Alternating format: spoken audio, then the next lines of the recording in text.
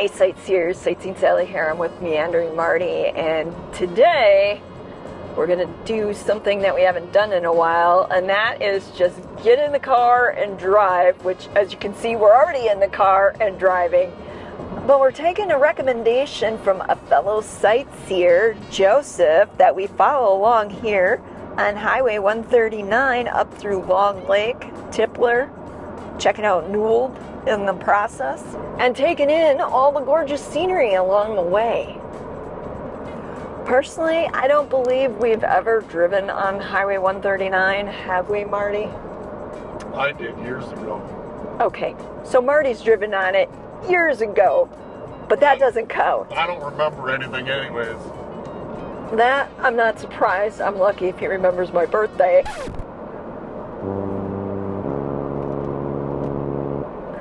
All that to say, though, sightseers, is that we have no idea what's ahead, what to expect, what we'll find. So, if this turns out to be a bust, well, at least y'all got to see some beautiful fall scenery. While Marty takes care of Mocha and Leo, I'm going to show you around Newell.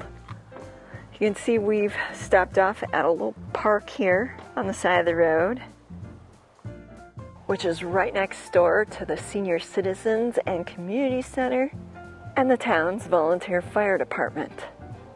And don't tell Marty. Speaking of fall colors, that tree looks like it's starting to burst into the fiery oranges. Now, something interesting about Newell that a lot of people probably don't know is that at one time it had one of the largest white pines ever, and they named it. It was called the MacArthur pine. And I believe we might be able to find a remnant of it over here. Yep, exactly what I thought. This here is a piece, a cutting from that magnificent pine. Estimated to be over 400 years old, the MacArthur pine was listed as the nation's largest white pine from 1948 until 1971 by the American Forest Organization. Talk about amazing. This tree was spared the woodsman's axe because it was located in an area that was protected from logging at the time. And then over the years, it survived being struck by lightning multiple times. Not only that, it had been set on fire at least 2 times prior to its fateful day on June 23rd, 2001, when it went up in flames. Yep, that's right, the almighty General MacArthur pine succumbed to its fate on that fateful day when either somebody intentionally set it on fire or it got struck by lightning. It all depends on what version of the story you hear. Regardless though, that mighty pine no longer stands, and as far as I know, that all that's left of it are these 2 pieces. If you look closely, you can see where the tree was burned in this section. I don't know if you realize this, sightseers, but this tree once stood 201 feet tall. It was as tall as a 20-story building. So if you can imagine, it was probably a really sad day for folks when this tree fell. From what I read about it, this tree, when it was still standing, actually drew sightseers and tourists from all over because it was such a big deal that this one mighty pine stood tall, so tall, and had never been taken down by an axe during the logging days. Hey Marty, you want to come out and say something about the tree? It's a big chunk of wood. What do you want me to say? Well, I thought maybe you'd comment on how big it is, but seems like somebody's got their crabby pants on today. What? Alright, moving along. We can see that they have this really nice field here, and there's the park. There's also some really cool metal artwork here, some horses it appears to be, an old cattle crossing sign tucked into the bushes. There's another horse sculpture. There's also a small church here, St. Hubert's Catholic Church. Homes for the residents. And then there's what appears to be an old shop building for the town.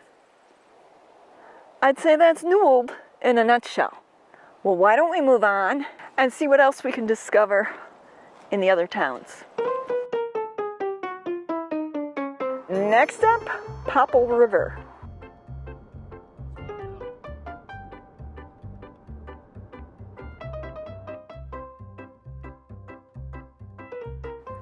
Home to a brewery, a pub, a snowmobile and ATV route, a few homes, and over the border in the next county, Popple River itself. It's even possible that I may have been here years ago, but you know how it is with your memory, especially when you've had a few. That seems to blur the memories. But what I can tell you is that over here is the former site of Camp Long Lake Company, 651, which was here from 1933 to 1942.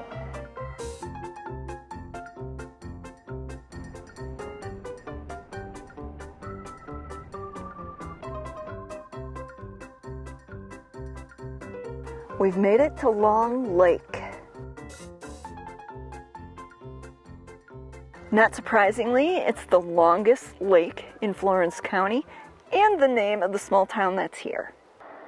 You can see on the main drag they have a place called the Country Inn. Not sure if it's still an inn or not. And then just beyond that is the Long Lake General Store. Oh darn it, looks like we just missed being able to go in and check it out. They also have a community walking trail.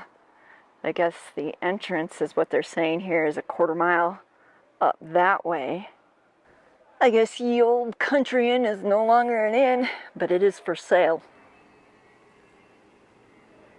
A point of interest about Long Lake, not many people probably know, is that years ago during World War II era, they had a POW prisoner of war camp here. Now I don't know exactly where that is, I just know that it is near here, or was near here. By the way, if you can hear a lot of noise in the background, that's because we're standing real close to Roadhouse, which is the local watering hole. Now here's a place that looks kind of interesting. It's called Grandma Sally's Cafe and Bake Shop. Darn it, they're closed until October 8th. It also appears it might be for sale. What do you think, sightseers? Should we buy Grandma Sally's Cafe and Bake Shop? We could turn it into Sightseeing Sally's Cafe and Bake Shop. With your cooking, that'd have to be Meandering Marty's Cafe and Bake Shop. Come on. I do have a few things that I'm really good at, such as pizza. Could be Sightseeing Sally's Pizza Shop. There you go. Out of all the post offices across the United States, Long Lakes has one of the best views out there. In addition to the post office over there, the town of Long Lake has a fire and rescue and a town hall. Well, let's move on. We still have at least one more town to see along Highway 139, and that is going to be Tipler. What do you know, Marty, Meandering Marty, about Tipler? I don't know jack about Tipler. Well, that would be you and me both. So why don't we move on to Tipler and find out what's there?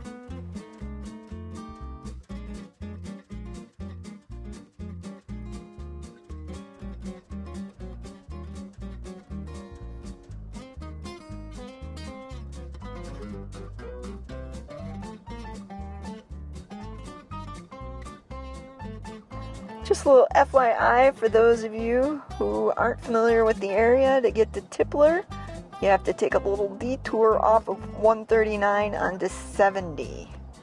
And here we are, Tipler.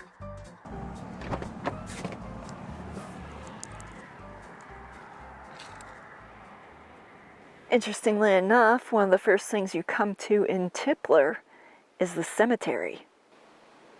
That's kind of interesting. There aren't very many markers here. Just a handful.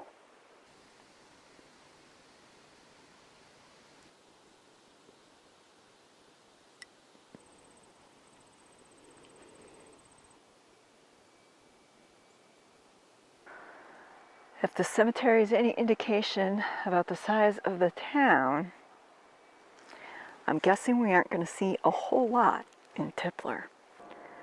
It looks like they may have a church here, a Wisconsin Synod Lutheran Church. I mean, the sign is pretty rough looking, except you'll notice that the name of the pastor and the time for the worship service are pretty legible yet, which may indicate that it's still current or still relevant. And then if you look beyond the Escalade that's parked there, you can see a sign that says Eileen's Foster Home. That's kind of interesting as well. I don't think I've ever seen a foster home being advertised with a sign like that. So it kind of makes me wonder, is it legit? You know, does Eileen really run a foster home there? Or is it some other sign, like a joke? I don't know. Somebody clue me in. Considering all the hustle and bustle that we saw in Long Lake and even over at our first stop, what was that called again? Newell.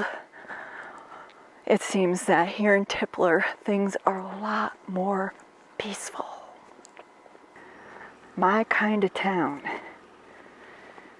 I just want to point out this old wrecker here from Tipler Service. We spotted it when we drove up the road here. It's kind of a neat old vehicle. The sun's backlighting it right now. Here's the back end of it. And a better view from this angle. Here, let me zoom in. I believe it's an old Chevy. Yep, it says Chevrolet on the side. What do you think, Marty? Do they still use that old wrecker? I don't think so, and I'll tell you why. On the back of it, they got a belt, and that belt was made for the old steel bumpers. You put that belt on one of these new cars, it would just smash the bumper right in. It's kind of cool, though, sitting there. Something unique we haven't seen before, have we?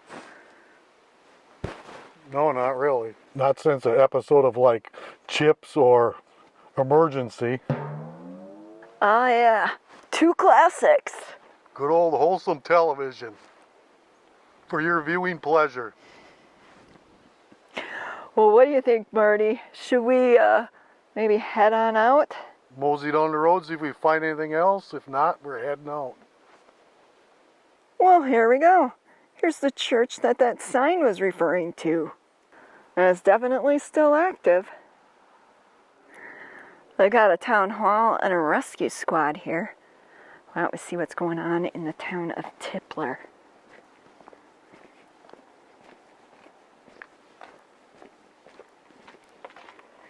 Oh, they have a highway job posting.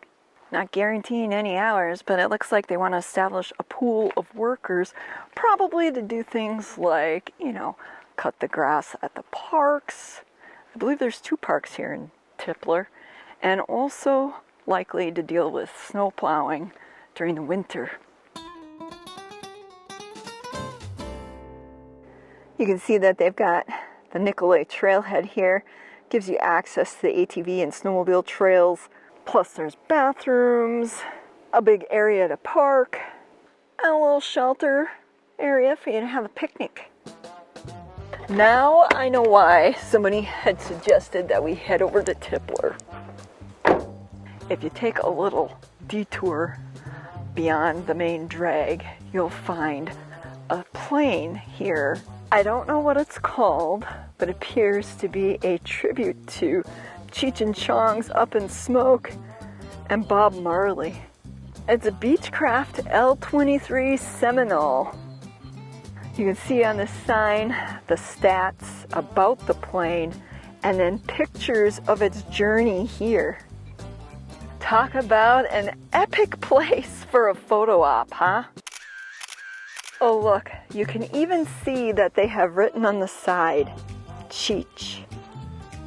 And then on the back it says Up in Smoke, and there's a picture of a woman on the tail. And she's standing on the wing and she has bombers flying around her. That is pretty nifty. I'd say that is one of the most unusual finds that we've discovered in all of Wisconsin. And definitely the highlight of this trip. Until next time, it's Sightseeing Sally and Andrew and Marty.